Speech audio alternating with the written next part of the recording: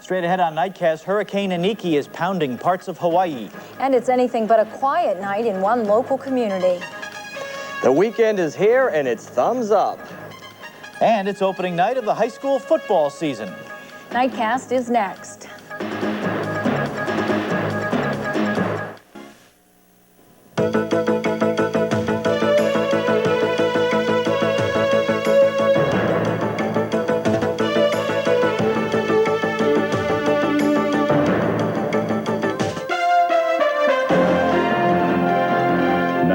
This is 10 Eyewitness News Nightcast. Good evening. An ongoing story tonight. We'll get right to it. The eye of Hurricane Iniki began passing over parts of the Hawaiian Islands just about an hour ago.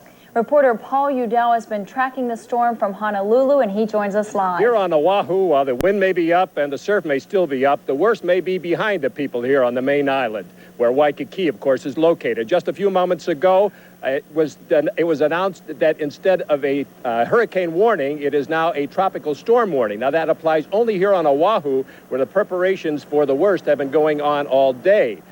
The other good news is that the airport, which is closed at the moment, is going to reopen tomorrow morning. United Airlines, the main carrier in and out of the island, announced it's going to resume flights. However, the big problem is about 75 miles from here, where on the island of Kauai, they have been taking a bruising beating. The eye of the storm has been moving over the island of Kauai for the past 3 hours or so. And that eye is now moving northward away from the islands. But the exact conditions over there are not quite known because the airport has been closed on the neighbor island, on that island, since this morning. Power on the island, which has a population of some 50 or 60,000, has also been out. So there has been no communication to determine exactly what the velocity of those winds is. But it is, rest assured, that the velocity has been very high and the damage is expected to be considerable. Live in Honolulu, Hawaii, Paul Udell. Of course, on this end, meteorologist John Guaraldi has been keeping tabs on the storm all day long. And he joins us now with the latest. John?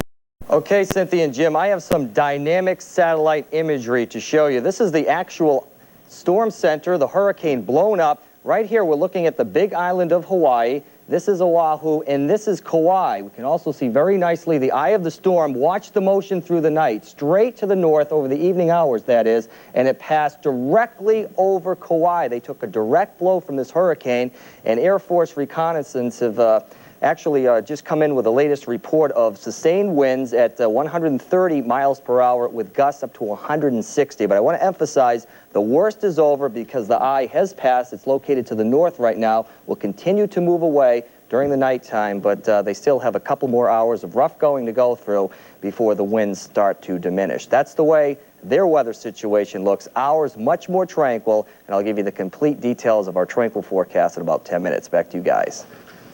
Hi, John. Here at home, some residents in Green Island say all they want is a good night's sleep, but there's just too much noise.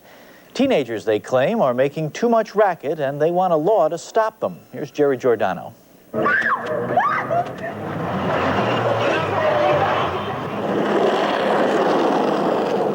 This is what's keeping people awake here in the Payne Street section of Green Island, and residents like Dawn Coleman have had enough. Stereos in cars, kids screaming and yelling. Tough to sleep? Yes, it is. But right now, there is a measure before lawmakers here that would ban this type of noise in this otherwise quiet village.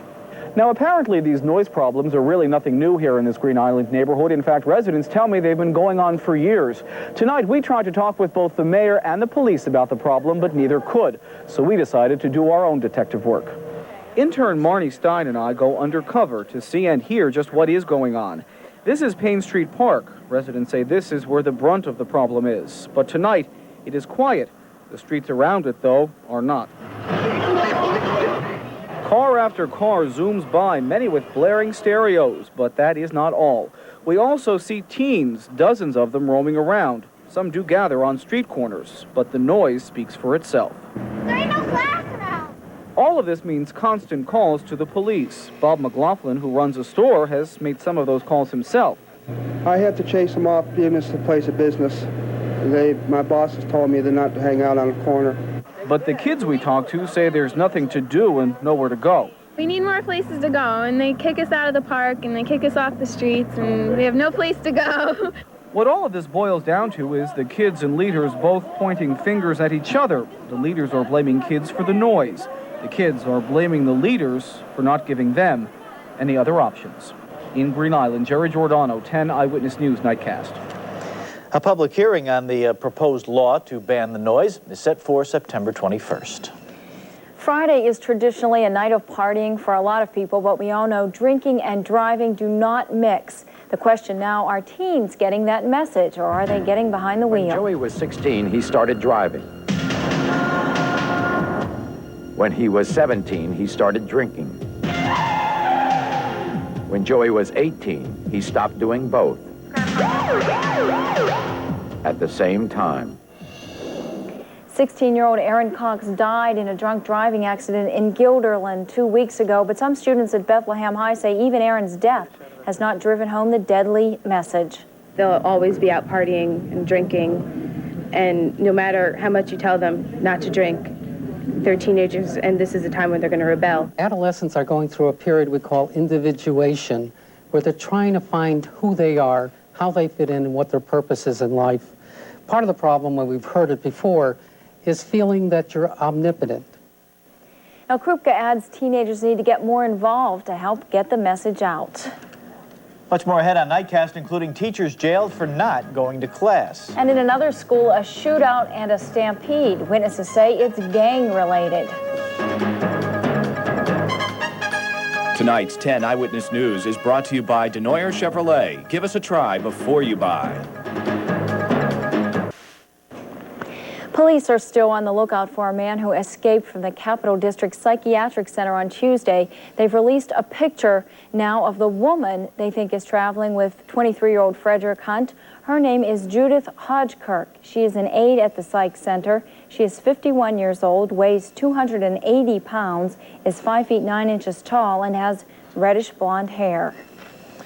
2 people are in custody following a shooting at a high school in Amarillo, Texas, and that tops Newsline. 7 people were shot, another trampled when students ran out of the school. No one was killed in the incident. Police have arrested a 17-year-old student and another person. Witnesses say the shooting rampage was gang-related.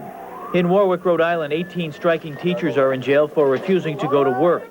The teachers were held in contempt of court for refusing to break ranks with nearly 1,000 striking colleagues. The jailed group was the first to be subpoenaed for violating a back-to-work order. President Bush gives the okay to the sale of 72 F-15 jet fighters to Saudi Arabia. He made the announcement at McDonnell Douglas in St. Louis. That company says the $9 billion sale will save 7,000 defense jobs.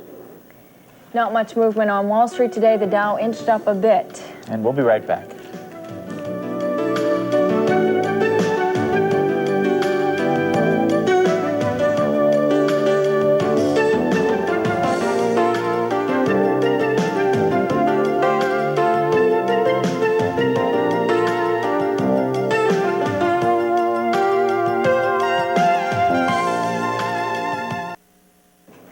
Special people who spend time volunteering for the American Heart Association were honored tonight.